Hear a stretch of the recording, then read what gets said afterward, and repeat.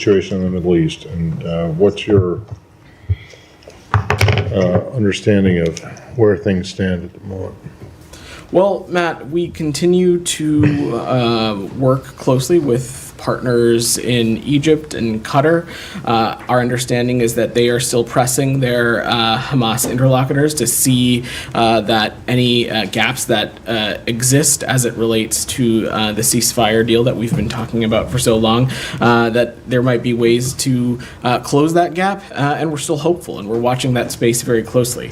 The president and the secretary were clear when they laid this out. We believe that this three-phase ceasefire proposal that Israel has made to Hamas and that the UN Security Council has endorsed is the best way to end the violence in Gaza and ultimately end the conflict. And we're continuing to push to try and close this deal. Right, but you've seen the latest from Hamas that they don't, that it's not good enough, right? Matt, I'm not going to get into the ins and outs. I'm not asking you to get into it. Have you seen it? I'm not aware of a recent proposal or communication from Hamas aside from the one a number of weeks ago. But again, I'm not going to negotiate or get into the back and forth on this publicly. What I will just say, and again, is that our viewpoint is that the time for haggling is over and it's time for a ceasefire.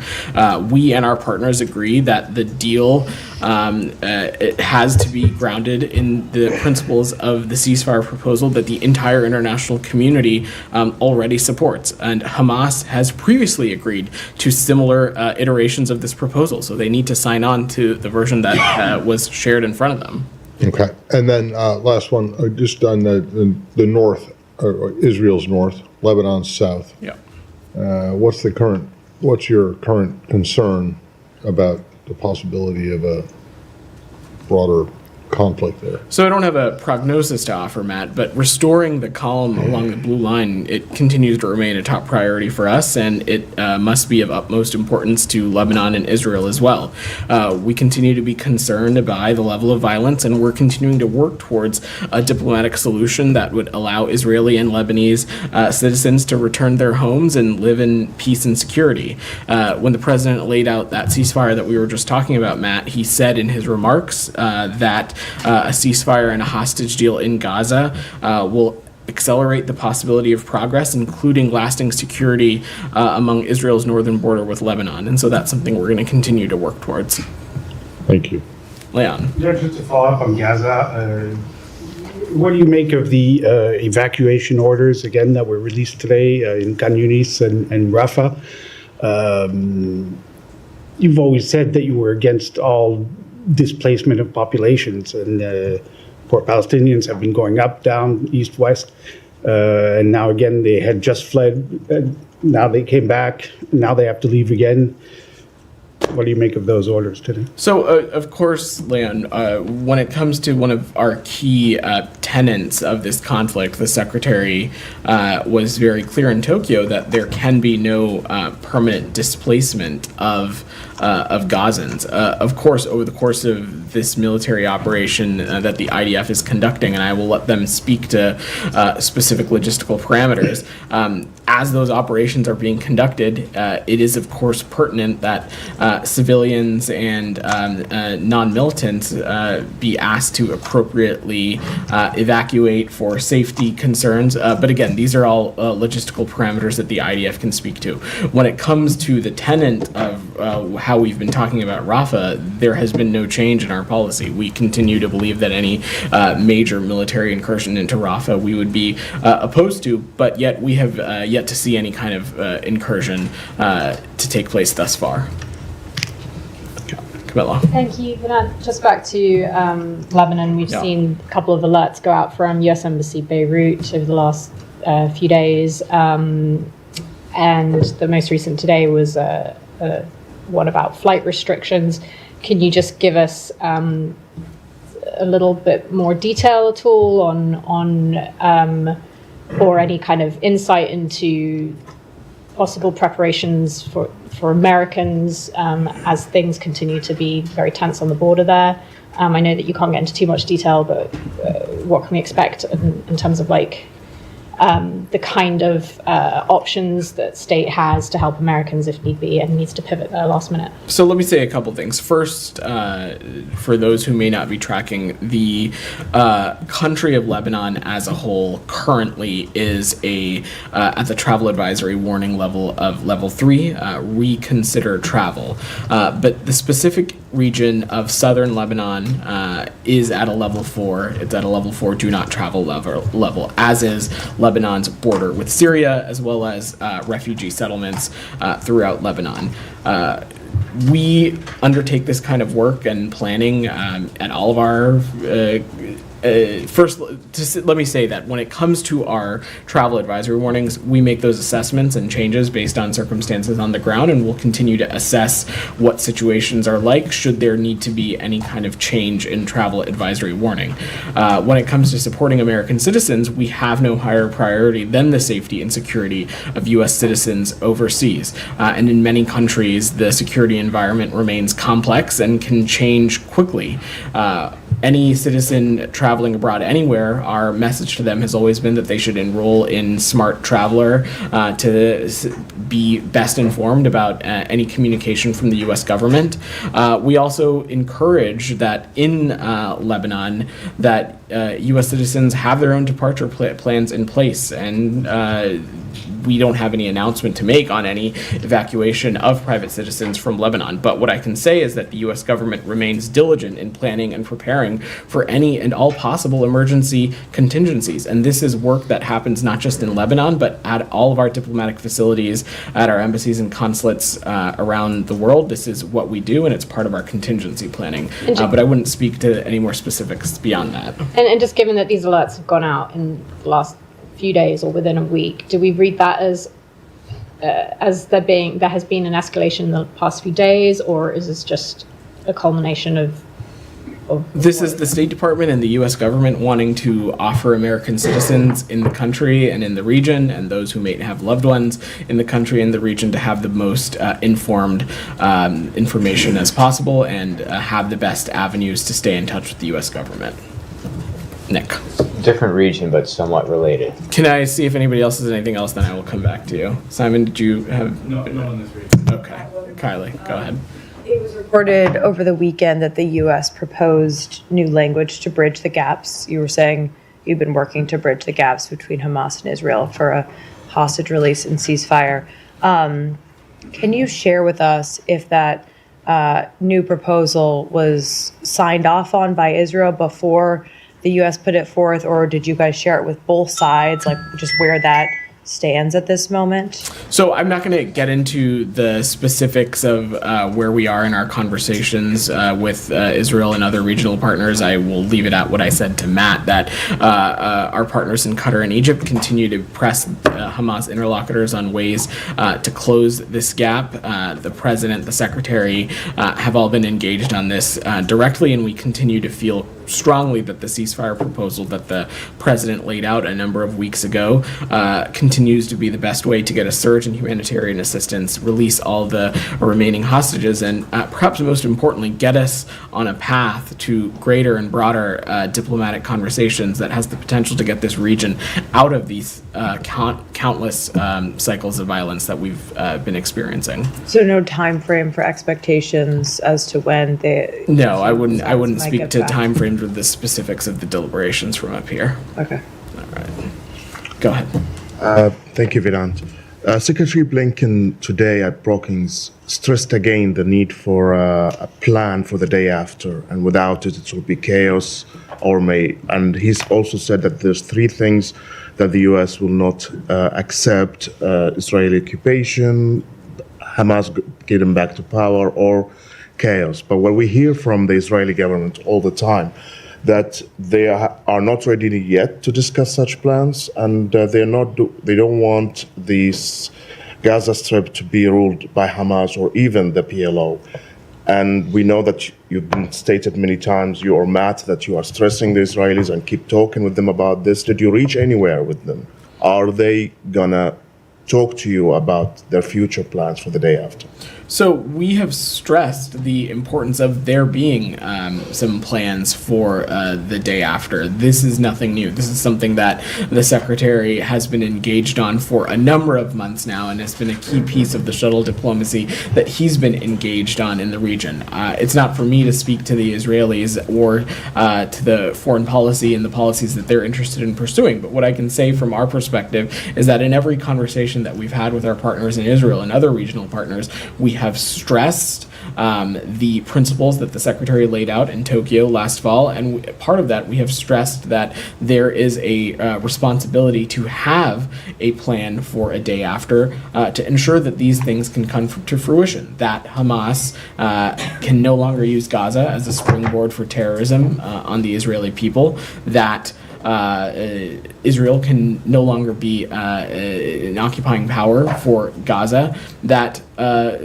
we get us on a path to a diplomatic solution and get us on a path to two states that have equal measures of integrity and security for Israelis and Palestinians. And these are conversations we'll continue to have. But are they susceptible to this push? Because publicly they seems not. It should come as no surprise that over the course of this conflict, we of course had policy disagreements and with our partners in Israel, but we'll continue to engage on these conversations. But we have stressed at every turn that there is a responsibility and a need to make sure that there is a plan for a day after. Michelle, go ahead. Vedant, Arab League Assistant Secretary General has said during the weekend that the League's member states concurred that the labeling of Hezbollah as a terrorist organization should no longer be employed. Do you agree with the Arab League on this? So I've seen those reports, Michelle, and we're looking into them, but let me just say unequivocally that there is no question that Hezbollah remains a dangerous terrorist organization and a destabilizing force in the Middle East. We believe that there is no reason to take steps to remove such a designation, and we have continued to urge governments around the world to designate, ban, or restrict Hezbollah. 16 governments from across the world have heeded this call since 2019, and we'll continue to have those conversations. But again, I just want to reiterate, in our point of view, Hezbollah remains a very dangerous terrorist organization. Thank you. Simon, I saw you had your hand up. Yeah, just moving to a slightly separate subject. Just since this is the first briefing you've had since the debate on Thursday, there's obviously been a lot of responses over the president's performance. I know this isn't the White House, but I also want to note that the secretary doesn't have any events this week where we'll have a chance to ask him directly. So this is a forum to try and ask. And he was asked about this morning, not by a journalist, I should say, at Brookings Institution, about, globally there has been as well as domestically, there has been some response to the president's performance on the debate stage. It's raising some questions about his ability to lead, to respond to crises. From this building's point of view, is there anything you want to say in response to that? I think Secretary Blinken laid out our point of view on this pretty clearly, and so I would just echo what he said. And to give just a snippet, the Secretary was pretty clear and succinct that the world and world leaders know the president. They know the policies that he pursues and he champions, and they like and believe in the policies that we're pursuing. Next week, the Washington area has the great opportunity to host NATO leaders for the 75th NATO summit, which I think will be another opportunity to talk about this administration's commitment to having a seat at a table, and this administration's commitment to showing that American engagement matters. And so we'll continue to have those conversations. But I will leave punditry and electioneering to others in DC. Have you had any contacts from allies or other countries, expressing concern over this performance and asking to sort of for reassurance? Again, I have no diplomatic conversations to speak to, but I will just echo again that world leaders know this president, and they know this is a president who has worked at the cross-section of foreign policy for decades, and they know and believe in the policies that he and this administration are pursuing. Well, leaving aside the punditry and electioneering, what was your reaction? What was the reaction of this building? Matt, it's really not appropriate for me to be offering any commentary on something like a debate from up here, and I think you've been covering the State Department long enough to know but the question's got to be asked. I appreciate you asking it, I guess, but I'm going no, to you politely. actually don't appreciate I'm going me to. asking. No, Yeah, Matt. that I was- do that was appreciate. clear from your I do response. appreciate any you question don't. you ask, And but I will appreciate is politely. a much overused word. I will politely decline Okay, to fair enough. comment But on. so to follow up on something, you've heard absolutely nothing. You're not aware of anything that any foreign government has said since Thursday night to you or to anyone you're not aware of about what happened. That is correct. Nothing. Correct. Okay. One more question. Go ahead. And this building, have you guys given any guidance to your top diplomats who are serving in a political capacity because they've been picked by this president in terms of how they should be answering questions about if Biden will remain the nominee from their interlocutors overseas? People who are employees of the State Department, whether they are Schedule C, whether they are a presidentially nominated person in that position, are well aware of what their roles and responsibilities are in speaking to domestic politics in any kind of official capacity. So that's not a yes or a no? Go ahead, Sam. I have another question, but tagging onto the debate question, is it some concern in this building that not just a lot of the international community, but even former President Trump said that no, Israel is the one that's ensuring that the attack in Gaza continues? Is there some concern that there's going to be a broader consensus, contrary to the claims of the State Department, the administration, that Hamas is the holdup here? I'm not sure I fully understand your question, Sam. What exactly are you asking? Well, there was some substance in the debate, and as there tend to be in presidential debates. and Trump and Biden depicted Hamas as the lone holdout for preventing a stop to the fighting, and Trump said no, actually Israel is the holdout, and then he quickly added that that it should continue to kill Palestinians.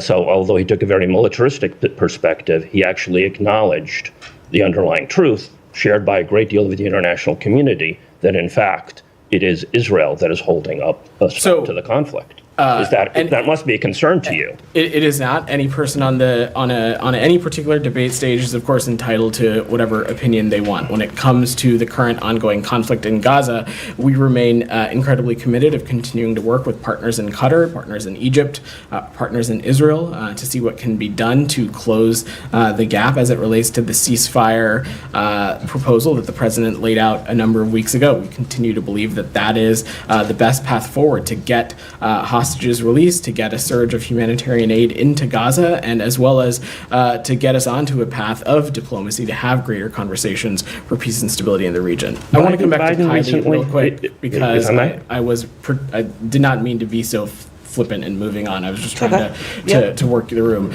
So again, just to let me reiterate, we have not provided or provisioned any guidance from the State Department to talk about any issues as it relates to domestic politics outside of on an annual basis, bureaus within the State Department and through the interagency create materials to how to talk about elections in the democracy context, but not in a, offering punditry or analysis. So again, I just want to reiterate that any person serving in any capacity, in an official capacity, whether they are a Foreign Service officer, a Civil Service officer, a Schedule C employee, or a Senate confirmed position, are well aware of what and whether they are ambassadors or not, are well aware of what is acceptable to talk about while wearing their official duties when they are representing the department in an official capacity. Nick. You said you weren't aware of any particular foreign reaction to the debate, but the Polish foreign minister tweeted afterwards, among other things, with like a reference to the Roman Empire, it's important to manage one's ride into the sunset. So do you have any reaction to that? And then I've got a separate question. You should ask the Polish foreign minister.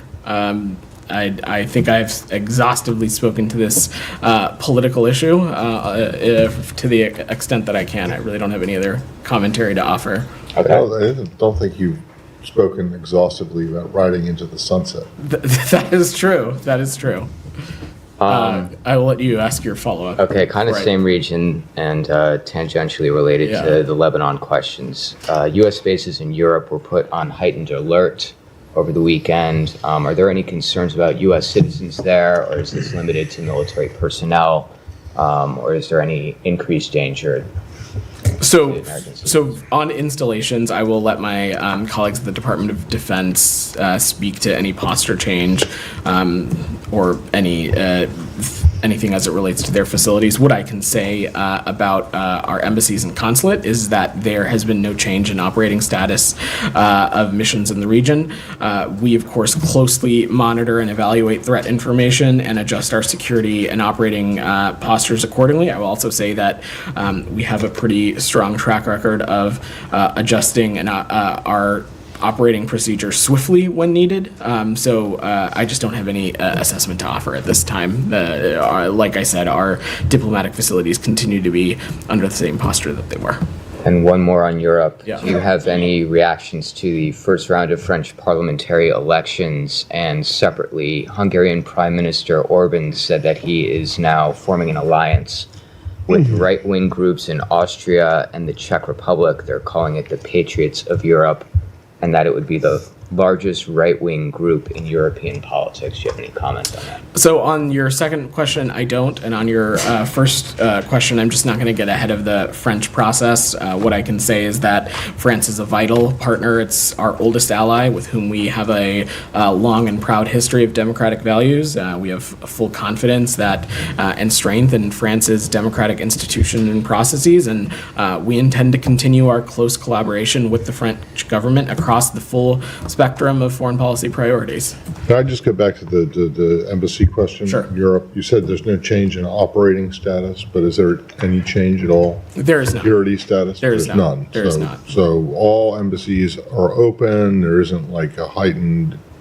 security? Well, whether they're open or not, Matt, I'd have to go through a litany of lists. But to Nick's question, in linking it to the Yeah. status and posture, Related to this. correct? There's been no change linked to that. All right. Correct. Thank you. Yeah. Camilla. Also related, just out of interest, with the reporting is that the U.S. military bases are on heightened alert and a pretty high level of alert. Some reporting saying the highest in 10 years. Is it normal for U.S. military bases to be put on such high alert and there to be no change in security status for embassies? Is that? Well, I think we go down a rabbit hole of whether military installations and diplomatic facilities are necessarily always in the exact same place or not, which isn't always the case. So Just as a precaution. what I just don't want to get into hypotheticals. What I can say is that as it relates to our embassies and consulates, there is no change in operating status of missions that we have in the region. But when it comes to travel advisory warnings, when it comes to the safety and security of our citizens and our diplomats, when it comes to the operating status of our facilities, whether they are embassies or consulates, this is something that we closely monitor and evaluate, and it's something that we monitor and evaluate in real time, and we have the ability to adjust our security and operating postures accordingly. We have the ability to do that swiftly when necessary, but I just have no updates for you in any posture change on our end. Okay, and just Well, I'm going to defer to other people who might have questions on the Middle East region. Okay. Come back to you. All right. Shannon. Thank you. Same topic, really, but the worldwide caution alert that is in place right now, specifically advising the LGBTQI+ community that they could be an increased risk of threat traveling abroad through the month of June. It seems to be more focused on Pride celebrations. As we enter July, does the State Department believe that threat has lifted or will begin to lift? I have no, first, let me just say, I have no updates on that. Pride, and I'm saying this broadly, sometimes it is observed at different times of the year, depending on what country you are in. I understand that also to be the case sometimes in the various communities within the United States as well. So, no, I have nothing to preview in terms of changing our posture there. Jalil, go. Actually, hold on. Before I come to you, Alex has had his hand up. I'll come back to you. Go ahead. Yeah. This was about the president's leadership at the NATO summit next week. President Zelensky gave an interview to the U.S. outlet yesterday. He said that the U.S. doesn't see Ukraine in NATO today because he said the U.S. is afraid to, quote unquote, annoy Putin. I know you guys haven't talked about some sort of bridge in the upcoming summit. Why is it not convincing enough for the Ukrainians in terms of your intention to see Ukraine in NATO? Well, I'm certainly not going to speak for the Ukrainians, but let me just say that we have no problem holding Russia to account. I don't even want to justify it by saying annoy. We have no problem holding Russia to account. And over the course of this conflict, since their brutal invasion into Ukraine, we have taken a number of steps from export controls, sanctions, to hold the Russian Federation accountable. On top of all that, we of course have offered so much support to our Ukrainian partners when it comes to security assistance, economic assistance, humanitarian assistance. And I will also just note for folks, because I believe you all weren't able to attend because it was a president's trip, but just 2 weeks ago, the president signed a bilateral security agreement with President Zelensky, underlying and reassuring our commitment to the people of Ukraine, because we believe that a commitment such as that one is critical to ensuring Ukraine's security democratically, economically, and in a security sense as well. So just to be clear, so U.S. wants to see Ukraine in NATO and is not afraid of annoying Putin. You have seen this Secretary of State and this President talk about how we believe that it is important there be a bridge to Ukraine's membership in NATO. Of course, this bilateral security agreement is not a replacement for that, but it is one of the things that we view as part of that bridge to one day Ukraine being able to join NATO. Look, we have long said that we support and affirm NATO's open door policy. Thank you. I have two more on the South Caucasus. The Secretary spoke about Georgia today, and he said that we have taken some actions. Clearly, let's talk about sanctions. Weeks, actually a couple of days after the initial sanctions, first tranche was announced, the reports that Georgia's Security Service chief was in the United States. You also guys have invited Georgia's foreign minister to Washington next week. Aren't you concerned you're sending out mixed messages? What do you mean, Alex? By inviting the officials and then telling us that we're sanctioning the officials, imposing visa restrictions. Well, look, Alex, when it comes to Georgia, and I know we've spent a lot of time in this briefing room talking about some of the legislation that has recently passed. It's important that also we continue to engage with appropriate officials within the Georgian government. It is a country we continue to have a range of issues that we want to prioritize in the context of that bilateral relationship with. And while, of course, when it has come to this specific legislation, you've heard me and Matt talk about the many issues that we have and how we believe it is counter to Georgia's own EU aspirations. We still believe it's important to engage, and there continue to be other issues that we have no doubt we'll talk about with them. Thank you. And finally, on Azerbaijan, there have been some high-level engagements with Azerbaijan. The Secretary spoke with Aliyev, and last week Jim spent his days in Baku. Is there a concern that these high-level engagements keep happening without securing the release of political prisoners? Alex, this is a long process, and it requires us to have continued engagement, and it's something that I would expect both the Secretary and Assistant Secretary O'Brien and others to be continue to be focused on. Julia, you've had your hand up. I'll come to you, Michelle, right after. Go ahead, Julia. I wanted to ask about the reported coup in Bolivia and the reports today that the former president's accusing the president of staging a self-coup to gain popularity. I was wondering what the State Department makes of this allegation and if the posture toward this is changing. So we're continuing to monitor the situation in Bolivia, as I imagine many in the international community are.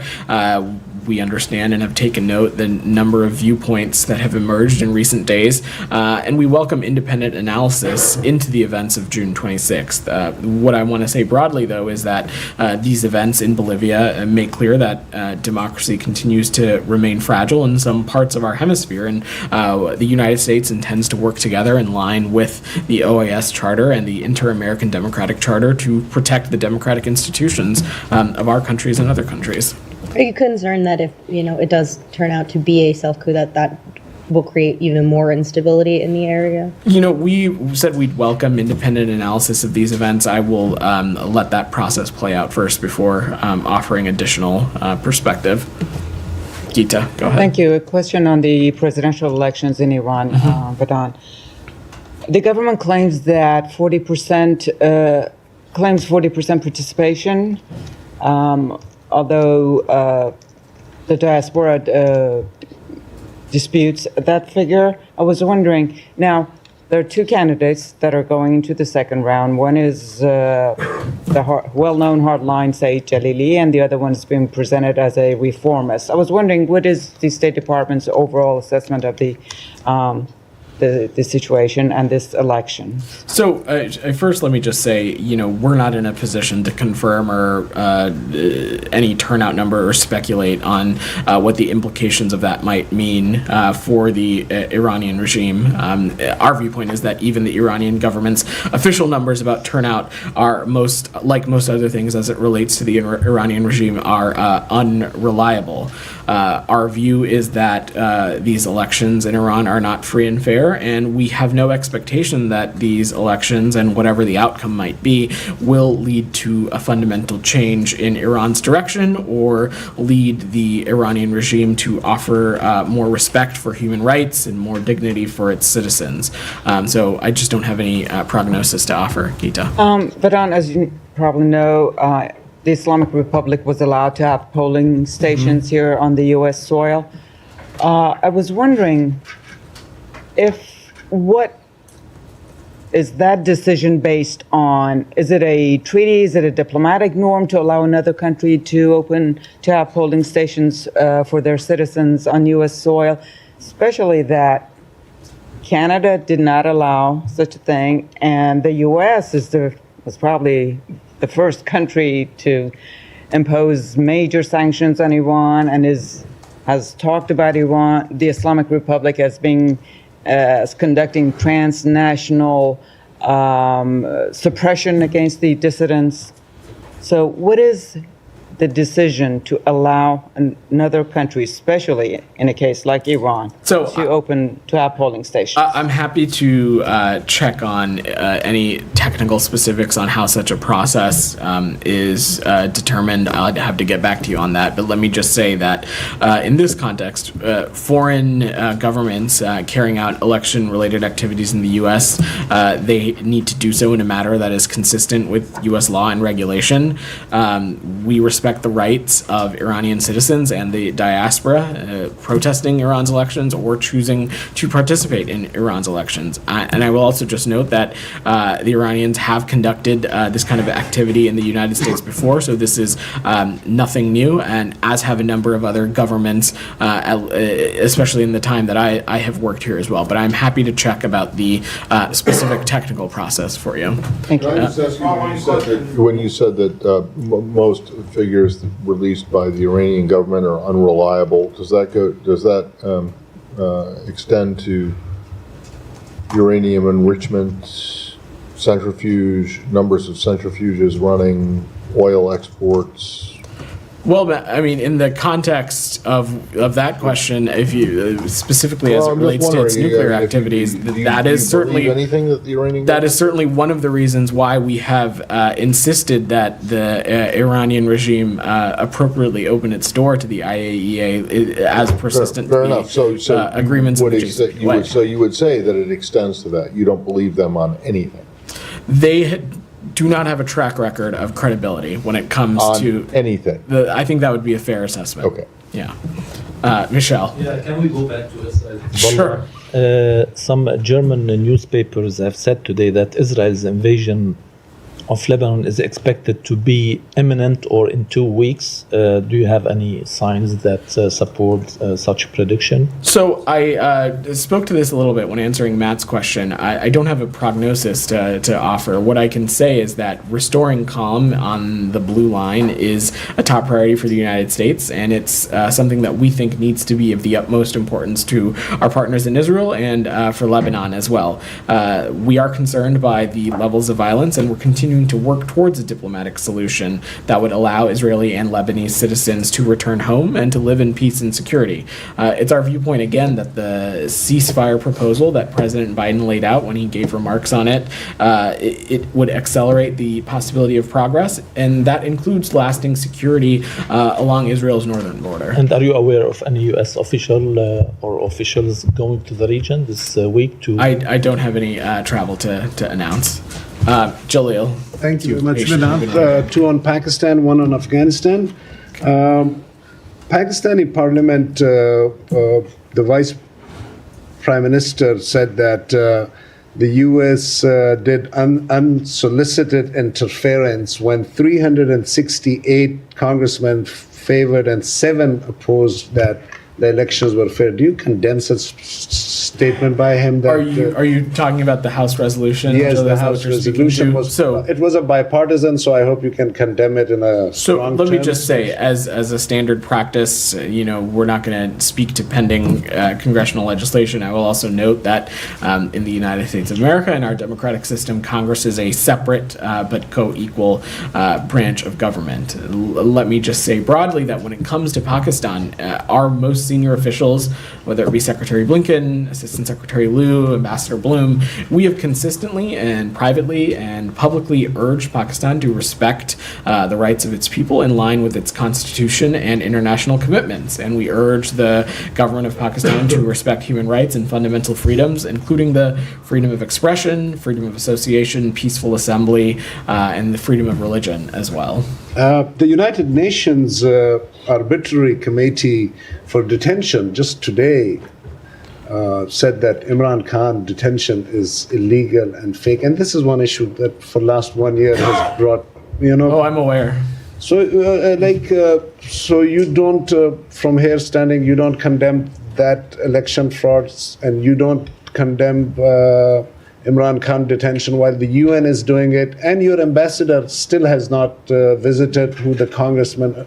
So, where is the State Department standing on so many? I let the United Nations offer any clarity on the comments that they've provided. And in the case of Mr. Khan, you've heard us say this before. This is an internal matter for Pakistan. I don't have any assessment to offer from us here. Just last one. Doha's third conference is going, and again, this issue is. I raise it a lot because I'm just living right next to it. There's a common saying: you educate a man, you educate a family, you educate a woman, you educate a whole village. Mm-hmm. In my backyard, another terrorists are going to be raised in coming years, right? Because when their moms are not educated, and you guys are still cooperating with the Taliban. Like, for me to even ask this question is of so much risk. Jalil, what's your question? And I hope... So my question is that I feel so bad that while I'm raising this question as the State Department and putting my life at risk while raising such questions, that why is the U.S. giving any sort of support to the Taliban while The So third year has we're- started and women are without education. So we're not. I'm really not sure what your question was there, but how about this? How about I offer a little bit of an update from the Doha 3 conference? To take a step back, Special Representative Tom West and Special Envoy Rina Amiri are attending these UN-convened meetings in Doha on Afghanistan this week, along with closest allies, dozens of countries and international organizations, and others are present.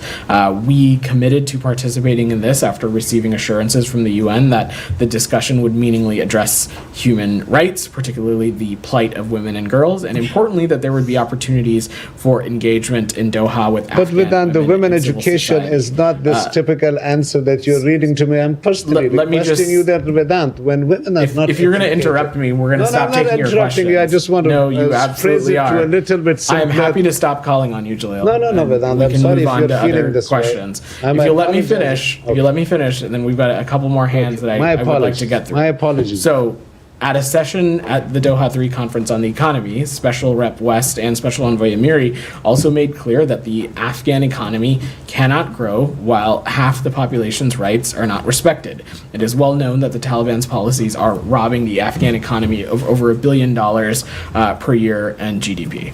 You had your band in the back, and then I will. Sure, go ahead. Yeah. So the Taliban, one of the Taliban spokesperson tweeted that it was pledged that restrictions on banking and economic avenues should be lifted, citing most countries at the conference supporting that, including the U.S. Is that inaccurate?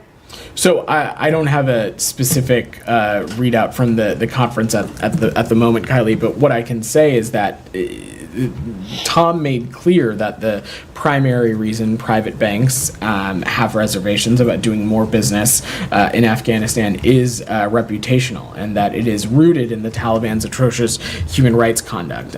We know that the Taliban often complains about sanctions, but given the broad general license issued by the Treasury Department, relief organizations as well as businesses have the leeway they need to support the Afghan people. So no restrictions on the banking and economic avenues that you can that you are aware of at this time. Correct. Yeah. Okay. I'm happy to check with the team and get back to you if we have And a readout. any update on the Swiss fund that was created more than 2 years ago? Like how much of that money has actually been put to use in the country? I don't have a breakdown, but we're happy to check with the team. That'd be great. Yeah. Thank you. Go ahead. Thank you. Yeah. The Islamic Resistance Front in Iraq Announced on Sunday that it will target U.S. interests if a conflict erupts between Israel and Hezbollah. What is your position and your response? I'm sorry, I didn't quite understand the first part of your question. Who? The Islamic Resistance Front in Iraq Okay. announced on Sunday that it will target U.S. interests if a conflict erupts between Israel and Hezbollah. So first, let me just say, since October 7th, when we look at the whole region, the United States has prioritized de-escalation and ensuring that this conflict doesn't spread. That continues to be the case. When it comes to Iraq, though, we expect and fully intend to work closely with our partners in Iraq. And this is something that Mr. Soudani and other leaders across the government in Iraq have also made clear that they would intend to hold interests or groups that choose to target American interests accountable. And that's something that we'll continue to push for as well. Jackson, go ahead. Thanks, Vedant. The Secretary of Brookings said that we should expect an announcement at the NATO summit regarding economic support for Ukraine. What would that look like? Can you specify what he meant? No, because I'm not going to get ahead of the Secretary, and you all should tune into the NATO summit next week. Thanks. Go ahead. Last week, the House Republicans in the Congress, they introduced an amendment to the foreign appropriating bill by which says that if it's passed, that it would designate Iraqi Supreme Judicial Council and its president as an Iranian-controlled asset. I understand that you are not commenting on the pending bill, but my question is on the reactions from Iraq. Foreign Minister and also the acting Parliament Speaker, the President of Iraq, they reacted to this amendment and they said that, which the acting Parliament said that if this passed, it will be a dangerous turning point in Baghdad and Washington relations. What's your comment to this reactions? So let me just again reiterate what you said. I'm not going to comment on pending legislation with Congress. What I can say, though, is that is not the kind of relationship we believe that we have with the government of Iraq. And over the course of our relationship, there are a number of areas in which we have worked closely with them, especially in the security and counterterrorism space, as well as energy and energy infrastructure, and we'll continue to work with them and deepen our cooperation on those areas. And what's the U.S. administration position on Iraq's Supreme Judicial Council and also its president? Do you think that it's an independent body or it's an Iranian-controlled asset? I'm happy to check back with the team for you. I don't have anything specific on that. Go ahead, and then probably got a couple more. Then we're gonna wrap. Spoke about the resolution passed in the House regarding Pakistan, but please correct me if I'm wrong. State Department also raised same questions regarding the credibility of Pakistani elections held in Feb this year, and asking for the investigation of reports on massive rigging in those elections. You still asking those questions from the Pakistani government? This is something that we have continued to raise with our partners in Pakistan. Yes, that continues to be an area of focus of ours. So the Department of Homeland Security has identified over 400 immigrants from Central Asia and other regions as subjects of concern due to their entry into the U.S. through an ISIS-linked human smuggling network. What measures are being taken to mitigate this threat and ensure national security? So we're aware of this report, and this is something that my colleagues at the Department of Homeland Security can speak to in more detail. Let me just say, though, that we work very closely with international counterparts, including our partners in Central Asia, on issues like counterterrorism partnerships, exchange information on potential threats, and as well as improving screening capabilities. But would you say something about speak to that more. So would you say something about the multiple bombings in Nigeria, like more than 50 people dead, more than 100 are injured? So we condemn this horrific attack that took place in Borno on June 29th. These attacks show a disregard of human life and a reminder of the ongoing threat posed by terrorism in the region. We offer our condolences to the families of those killed and wish a full recovery to those who were injured. Goyal, go ahead. Thank you, sir. Good question. This debate has been going on in India and also in the U.S. and even during Modi's second term, Modi 2, and now it continues Modi 3. As far as U.S.-India relations are concerned, because of some countries don't have a good relation with the U.S. because they support terrorism and all those things like Iran and North Korea and among others. But India or Modi is friends with them, or they deal with them because of the national needs of India, including with Iran and also with the Soviet Union, with Mr. Putin, with Russia. So how are you going to deal with India-U.S. relations in this midst of, because there are sanctions against those countries, but India or Modi is saying that we have a national need and we have to deal with them in our own. But as far as U.S. relations are concerned, we are with the U.S. and we will be with the U.S. because largest democracy on the globe and the oldest democracy on the globe, and now we celebrate, of course, the 4th of July. So where do we stand? So let me just say, this is something this should be not new to you, Goyal, that India is a country in which we are deepening our relations with in a number of key spaces, especially as it relates to deepening our economic ties, deepening our security cooperation. The president had the opportunity to briefly see Prime Minister Modi on the margins of the G7 a couple of weeks ago. So this is an area we will continue to cultivate this relationship. You are no stranger to the fact that we hosted India for a state visit last summer, and I imagine there'll be a number of additional areas where we continue to deepen cooperation. National Security Advisor Sullivan just had a visit to Delhi a number of weeks ago as well. And second, sir, thank you. Prime Minister Modi have been trying even during his second term that India wants a good relation with Pakistan, neighboring country, because if we have good neighbors and we prosperous and all that, India and Modi said that now time have come for Pakistan to develop for needs of their people, national needs, not just for military and not corruptions and all that. What I'm asking you now, because still now Mr.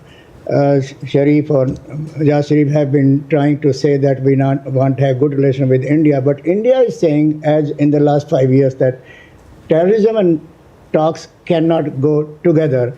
Pakistan have to condemn terrorism fully against India is still going on. So where do we stand as for a triangle U.S.-India, U.S.-Pakistan, and India-U.S. relations? Well, we would hope that any country on the face of the planet condemns terrorism anywhere, but ultimately this is between India and Pakistan. Broadly, of course, we welcome any countries making more positive relations with their neighbors, but as it relates to this specifically, I just don't have anything to offer. Thank you.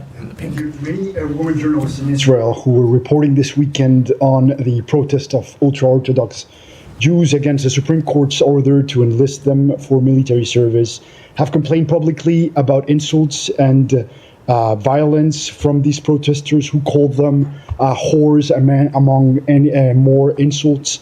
What is your reaction to these insults, to this violence towards women journalists? So first, let me just say any kind of violence or insult to journalists who are just doing their job, in this instance, covering some protests, is fully unacceptable. Time and time again, you've heard us say that we believe it's important and imperative for journalists to be able to do their job, especially in this region of the world. But beyond that, I don't have, as it relates to the protests itself, I don't have anything. That is it's an internal matter for the government of Israel, but unequivocally, journalists need to be able to do their jobs, and insults, name-calling, and any kind of violence is unacceptable. All right, thanks everybody. Thank you.